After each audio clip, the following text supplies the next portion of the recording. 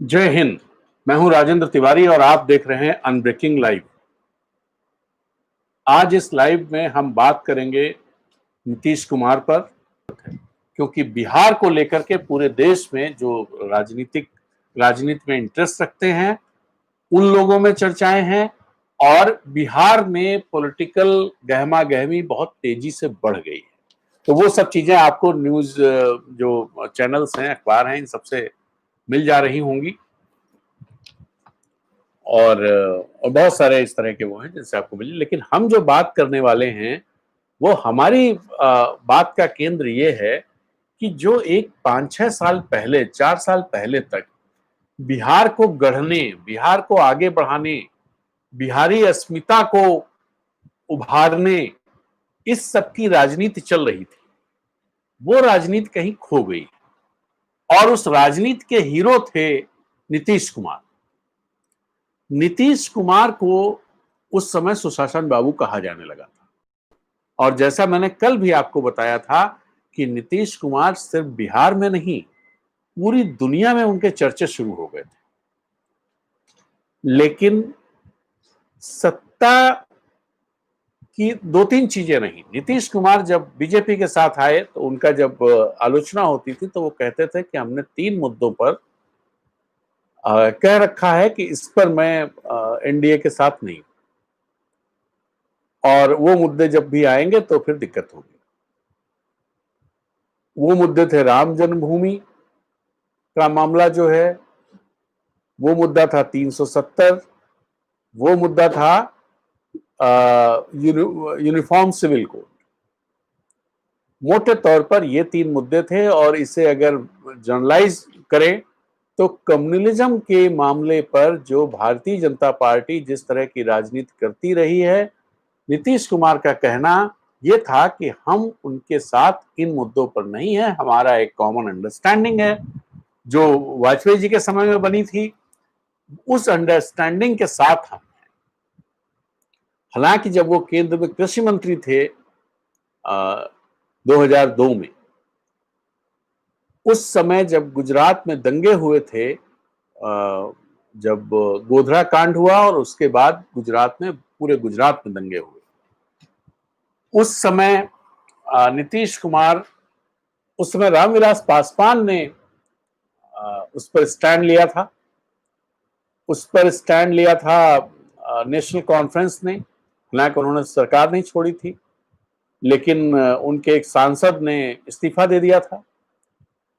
उस समय नीतीश कुमार ने गोलमोल स्टैंड लेकर के अपना बने रहे। 2005 में सरकार बनी। 2010 में जब बाढ़ का मामला आया, जब बाढ़ थी और उसमें मोदी जी ने कोई वो किया था, सहायता की थी सरकार के स्तर पर, उस सहायता का विज्ञापन छपवा दिया और उस समय कार्यकारिणी की बैठक पटना में थी भाजपा की, और शाम को नीतीश कुमार एक दावत देने वाले थे भाजपा नेताओं को, लेकिन नीतीश कुमार ने वो दावत जो नरेंद्र मोदी ने जो एक ऐड छपवाया था, उस ऐड के विरोध में वो दावत कैंसिल कर दी। खैर, बात आई गई होगी। 2013 में जब गुजरात में फिर से नरेंद्र मोदी चुनाव जीते और पार्टी ने जब उनको कैंपेन का अध्यक्ष बनाया और उससे ये तय हो गया कि ये भारतीय जनता पार्टी के प्रधानमंत्री पद के उम्मीदवार होंगे, उससे पहले तक चर्चाएं ये भी रहती थी कि नीतीश कुमार भी उम्मीदवार हो सकते हैं और उनमें बहुत सारे लोग बहुत संभावनाएं देखते थे। तो उन्होंने इस मुद्दे पर, नरेंद्र मोदी के मुद्दे पर, उन्होंने एनडीए को छोड़ दिया। यहां पर लगा कि वो सिद्धांत की राजनीति कर रहे हैं कि भाई उन्होंने ये मुद्दे कर रखे थे और नरेंद्र मोदी, उन्होंने कहा ये जो है डिविसिव पॉलिटिशियन हैं, कम्युनल वो बात करते हैं, इस सब पर हम इनके साथ, ऐसी पार्टी के साथ नहीं रह सकते। छोड़ दिया उन्होंने। और उसके बाद उन्होंने वो छोड़ने के बाद फिर जब चुनाव हुए तो चुनाव में अलग अलग लड़े सब दल, उसमें सिर्फ 2 सीटें मिली नीतीश कुमार को। तो नीतीश कुमार को लगा कि अब नैतिक रूप से एक जिम्मेदारी बनती थी। तो उन्होंने फिर इस मुख्यमंत्री पद से इस्तीफा दिया, नैतिकता का पूरा वो देते हुए, और जीतन राम मांझी को मुख्यमंत्री बना दिया। जीतन राम मांझी मुख्यमंत्री रहे, राजद का समर्थन रहा, कांग्रेस का समर्थन रहा, इस तरह से, और धीरे धीरे वो चीजें इस लेवल पर आ गई कि एक महागठबंधन बन जाएगा या सारे जनता दल मर्ज हो जाएंगे, जनता दल के जितने भी हुए। खैर, मैं बहुत शॉर्ट में बात करता हूं, बड़ी लंबी बात हो जाएगी।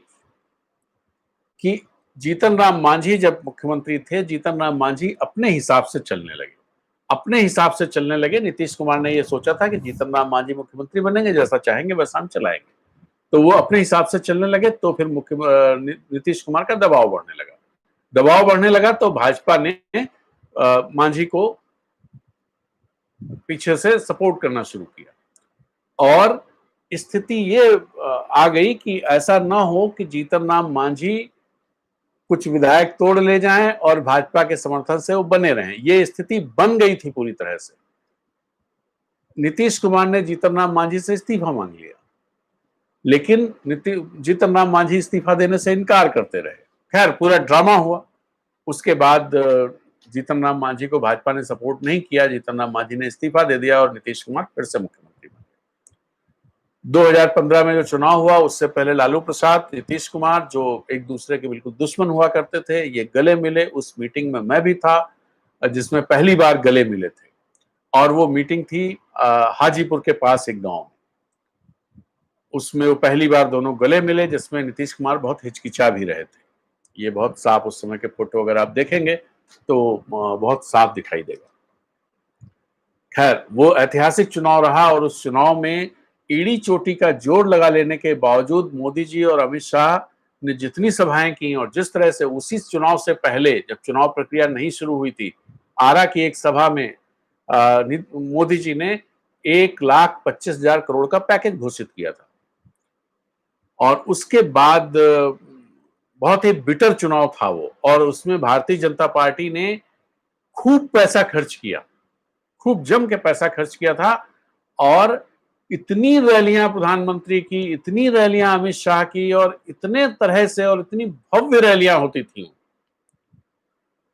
उन सबके बावजूद, और पूरी तरह से धार्मिक मुद्दे उठाने के बावजूद, ये जो महागठबंधन था वो बहुत ही बड़ी विजय हासिल की, जिसका शायद उम्मीद, जिसका मतलब कहीं सपने में भी भारतीय जनता पार्टी के नेताओं ने नहीं सोचा रहा होगा, क्योंकि सारे सर्वे और सारे जो मीडिया हाउसेस थे और मेन, सब बीजेपी की जय जय हो रही थी। खैर, उसके बाद बीजेपी ने लालू प्रसाद यादव के कुनबे पर तरह तरह से उनको दबाना शुरू किया, और उन पर भ्रष्टाचार, और पहले से तो मामला चल ही रहा था चारा घोटाले का, फिर तमाम तरह के मामले उन पर निकाले गए, जिसमें तेजस्वी और तेज प्रताप, तेजस्वी चूंकि डिप्टी सीएम थे, इन सबको भी घेरे में ले लिया गया, राबड़ी देवी को घेरे में लिया गया। तब फिर नीतीश कुमार पर यह दबाव बढ़ने लगा कि भाई ये कैसे। तो नीतीश कुमार दो रास्ते अपना सकते थे। एक रास्ता ये अपना सकते थे कि जहां पे संदेह होता है, जिसमें पॉइंट पर रहा हूं कि नीतीश कुमार है, वो नीतीश कुमार नहीं रहे, और शायद पहले उनको जरूरत नहीं पड़ी, लेकिन वो सत्ता कुमार हैं।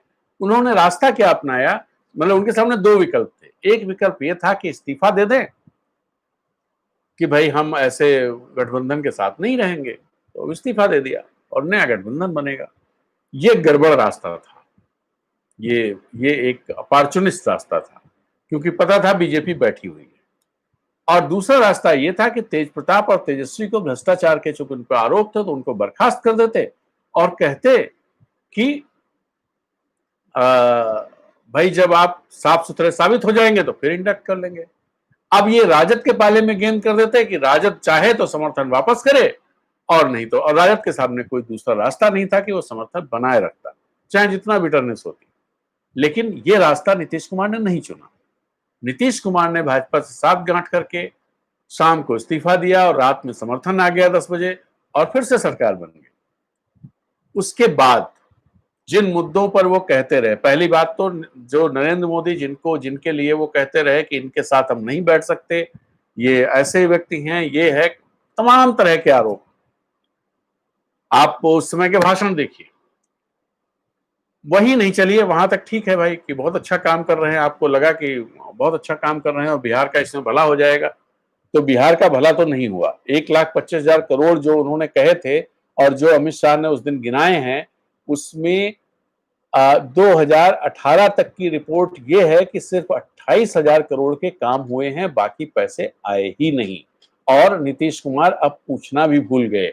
2017 से पहले वो पूछते थे और मजाक बनाते थे कि 1,25,000 करोड़ का क्या हुआ, लेकिन अब वो पूछना भी भूल गए। चलिए, ये बात हुई। अब उसके बाद 3 तलाक के मामले पर, चलिए वो एक बहुत प्रोग्रेसिव फैसला था जिसे एक कम्युनल पार्टी ने किया। कुछ लोग ये कहते हैं, मेरा कहना कि जिस भी पार्टी ने किया बहुत प्रोग्रेसिव फैसला था, उसमें अगर कुछ कमी बेसी है उस पर बात की जा सकती है, लेकिन वो एक प्रोग्रेसिव फैसला था। ठीक, उसके बाद आपका आया 370 हटा दी गई, और वो भी गैर संवैधानिक तरीके से, असंवैधानिक तरीके से। उसमें भी जो इशू था उनके उसमें पहले से कि भाई इस पर कोई समझौता नहीं होगा, तो वो उस पर समझौता हो गया। फिर उसके बाद सीएए आ गया, उस पर भी समझौता हो गया। मंदिर पर फैसला सुप्रीम कोर्ट ने दिया है, लेकिन सरकार ने ट्रस्ट बनाया और पूरी राह प्रशस्त की और अपने लोगों को बैठाया, उसमें भी जो है नीतीश कुमार कुछ नहीं बोले। तो अब इसका मतलब क्या हुआ? इसका मतलब ये हुआ कि नीतीश कुमार अब सिर्फ सत्ता में बने रहने के लिए राजनीति कर रहे हैं। जो वो सुशासन बाबू थे, अब वो भाजपा के बाबू हो गए। और नीतीश कुमार अब, जो मैंने अभी इसमें दिया था कि नीतीश कुमार जो हैं भाजपा के बाबू रह गए, तो इसकी ये बड़ी वजह है कि धर्मनिरपेक्षता पर पूरी तरह से, जो उनके इशू थे उस पर पूरी तरह से समझौता कर लिया। क्यों किया? सत्ता के लिए ही। दूसरी बात कि जिस बिहारी अस्मिता की बात नीतीश कुमार करते थे और जिस तरह से बिहार का स्थापना दिवस और 100 साल पूरे होने पर जिस तरह के भव्य आयोजन किए गए थे, वो सब चीजें अब पीछे चली गई।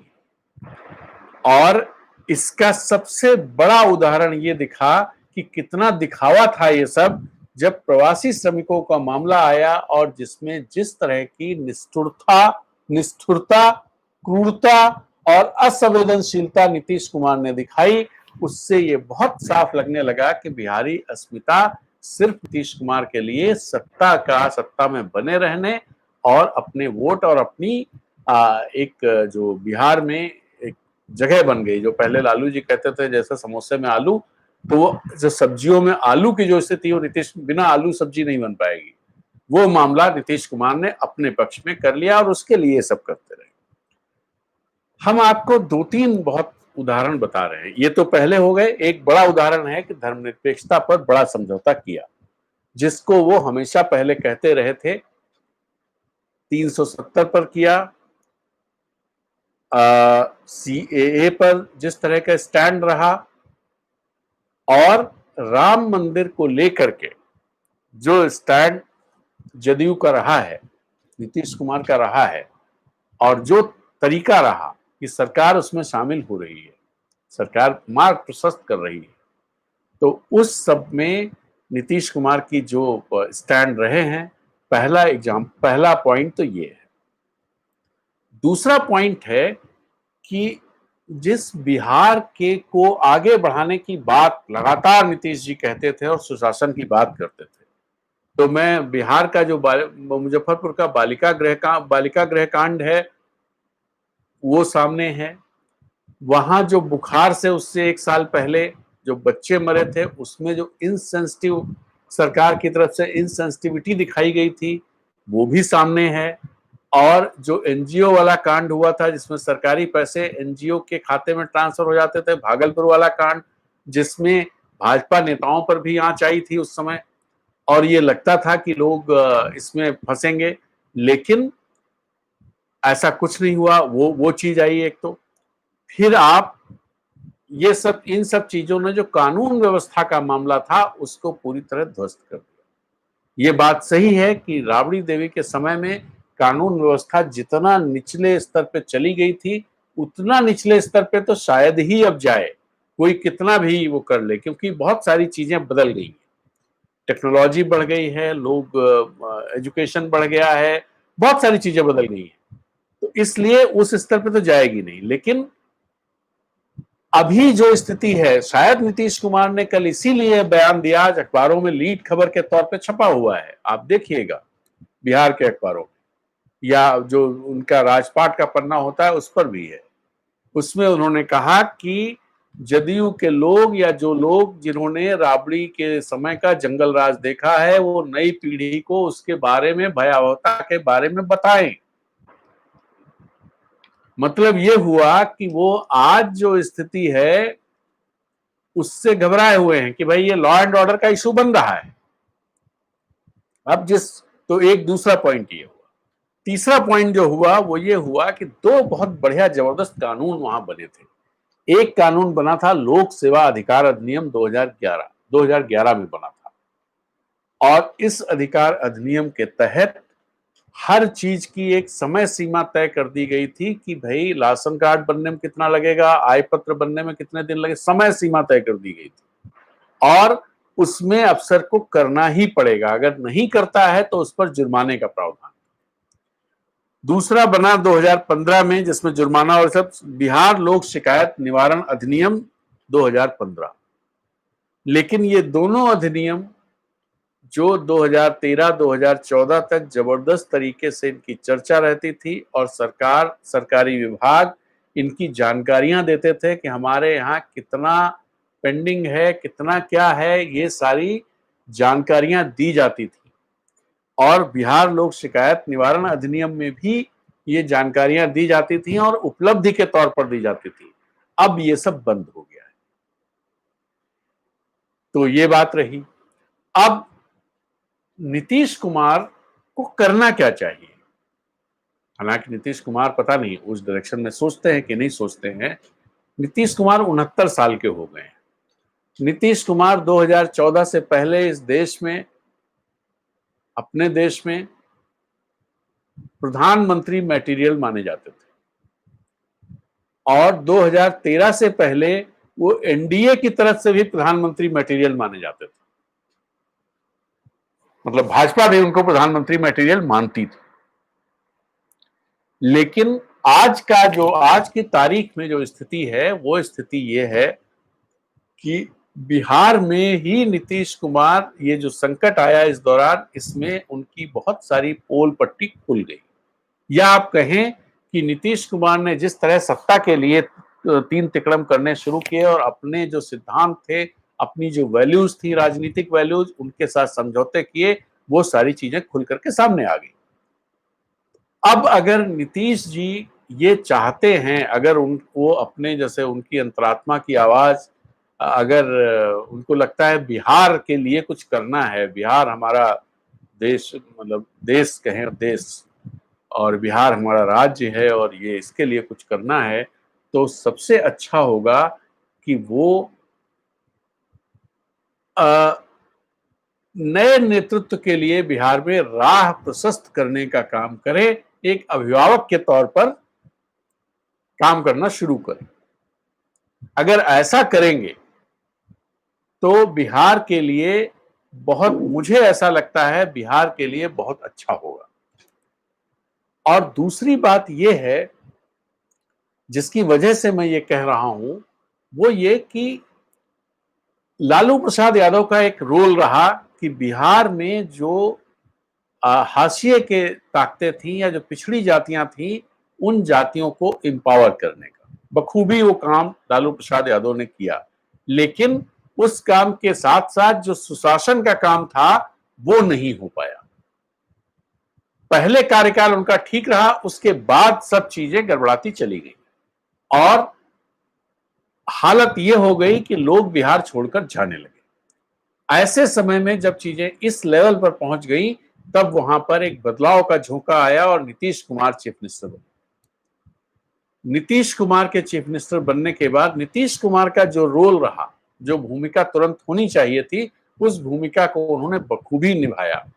पहले 5 साल और अगले 5 साल कुछ गड़बड़ियों के बावजूद अगले 5 साल, और उसके चलते क्या हुआ कि जो बिहार की छवि, इतनी नकारा छवि पूरे देश में बनी हुई थी कि लॉ एंड ऑर्डर इतना खराब, वो छवि सुधरी। बिहार में जो ये कहा जाता था इंफ्रास्ट्रक्चर बिल्कुल नहीं है, वो इंफ्रास्ट्रक्चर बहुत तेजी से सुधरा, सड़कें बनी। इवन ये स्थिति बन गई कि पटना से आप किसी भी जिले में 5 घंटे के अंदर पहुंच सकते हैं, ये नीतीश कुमार ने क्लेम किया और ऐसा कर दिया। पहले आपको थोड़ी दूर जाने में ही 8-8 घंटे, 6-6 घंटे, और दूर तक कटिहार जाना हो और किशनगंज जाना हो या पूर्णिया जाना हो, तब तो मान लीजिए 12-14 घंटे लगने की स्थिति बन जाती थी। तो ये स्थिति बदली। फिर बिहार में बिजली की दिक्कत थी, बिहार की बिजली की दिक्कत सुधर गई। लेकिन ये सब करते करते नीतीश कुमार चुप गए। अब उनकी जो वो भूमिका अदा कर सकते थे कि लॉ एंड ऑर्डर सुधार देना, वो सुधरा, काफी हद तक सुधरा। जो बेसिक इंफ्रास्ट्रक्चर था उसको फिर से दुरुस्त कर देना, वो उन्होंने उसे दुरुस्त कर दिया। 2011-12 में जिस तरह से चीजें, कृषि रोड मैप और ये सब खड़ा किया था, उन्होंने बनाया नालंदा विश्वविद्यालय, लेकिन अब शायद उनमें वो इच्छा शक्ति नहीं रही, या राजनीति की जो मजबूरियां हैं, सत्ता में बने रहने की जो मजबूरियां हैं, उनके चलते उनको उन सारे इंटेलेक्चुअल लोगों का साथ छोड़ना पड़ा जिनकी वजह से नीतीश कुमार इतना सक्सेसफुल थे।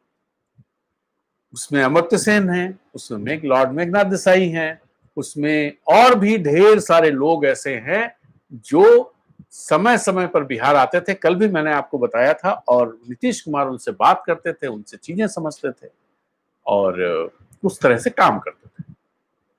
मोंटेक सिंह अहलूवालिया भी। लेकिन अब जो नया उनका गठजोड़ है, जो नया या जो मौजूदा गठजोड़ है, इस गठजोड़ की मजबूरियां ये हैं कि इन सारे लोगों से आप राबता नहीं रखेंगे तो दिक्कत होगी। तो वो राबता नहीं रहा, उसका असर बिहार में दिखाई देने लगा। तो अब बेहतर यह होगा कि अगर मुख्यमंत्री नीतीश जी इस चुनाव में नए नेतृत्व के लिए, और जो भी जीते, मैं तो मतलब मैं सोच रहा था चीजों को, तो आपसे शेयर करता हूं, उस पर वही कर रहा हूं कि अगर नीतीश कुमार की जदयू अलग से भी चुनाव लड़े और नया लीडरशिप कोई आ जाए, जैसे पहले, अब तो क्या हुआ कि 2-4 लोग निकल गए जिनको निकाल दिया गया,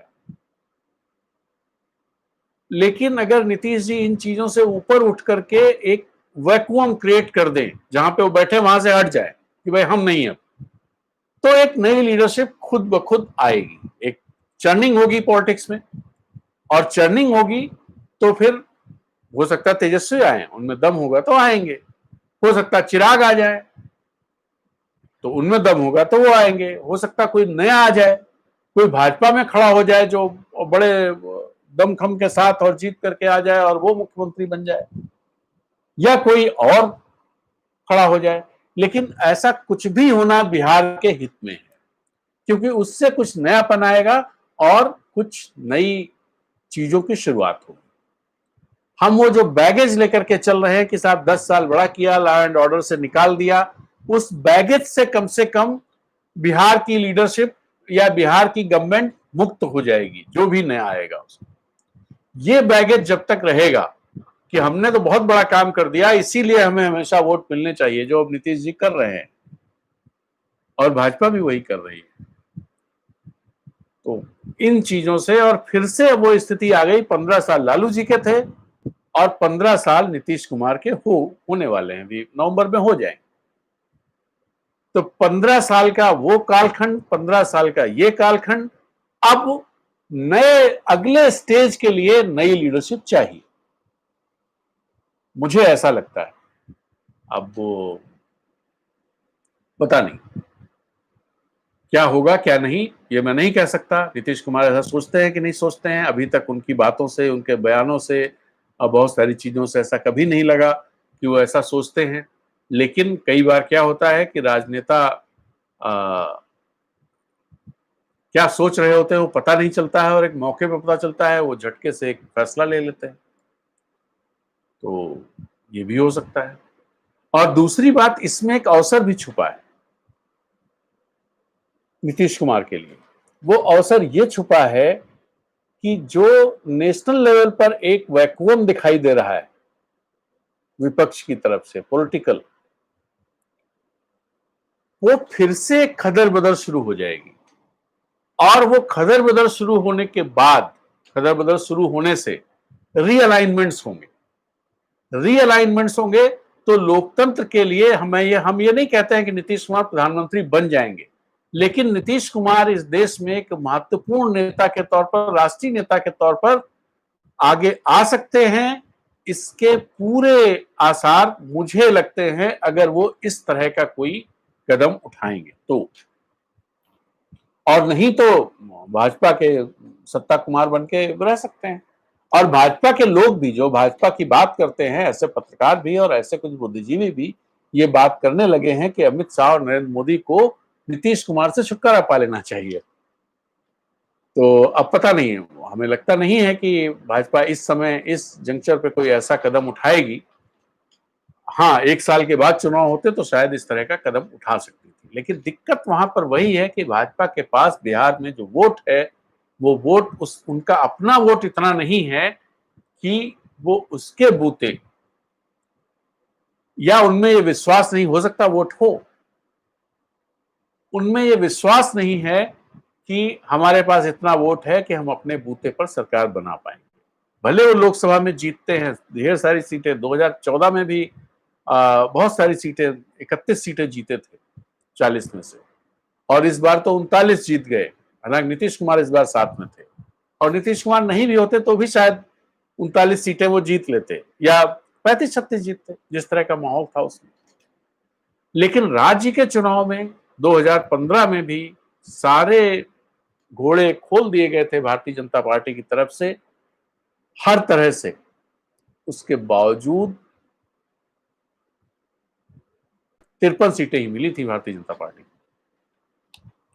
तो इस वजह शायद उनको ये भरोसा नहीं हो पा रहा होगा। लेकिन अगर बिहार का भला चाहते हैं तो सब पार्टियों को, मतलब भारतीय जनता पार्टी को भी, अगर वो भी बिहार का भला चाहती है, उसको अपनी सत्ता की चिंता कम है, बिहार की सत्ता की चिंता ज्यादा है, मतलब बिहार सत्ता मतलब बिहार की जनता की चिंता ज्यादा है, तो उन्हें भी ये कदम उठा लेना चाहिए। हो सकता है कि, हालांकि जिस तरह का सिनेरियो इस समय दिख रहा है उसमें भारतीय जनता पार्टी का कोई विकल्प तो है नहीं, तो ऐसे में रीअलाइनमेंट यही हो सकते हैं, वो नीतीश कुमार से छुटकारा पाना चाहे तो नीतीश कुमार लालू जी के साथ मिल जाएं, और ये खतरा बीजेपी को लगता होगा क्योंकि उधर से मांझी जी आवाज भी उठाने लगे। लेकिन इस खतरे को लेते हुए भी अगर कोशिश की जाए, पॉलिटिकल पार्टियां करें, तो भी एक अच्छा वो रहेगा। शुभ रात्रि, गुड नाइट, जय हिंद, वंदे मातरम।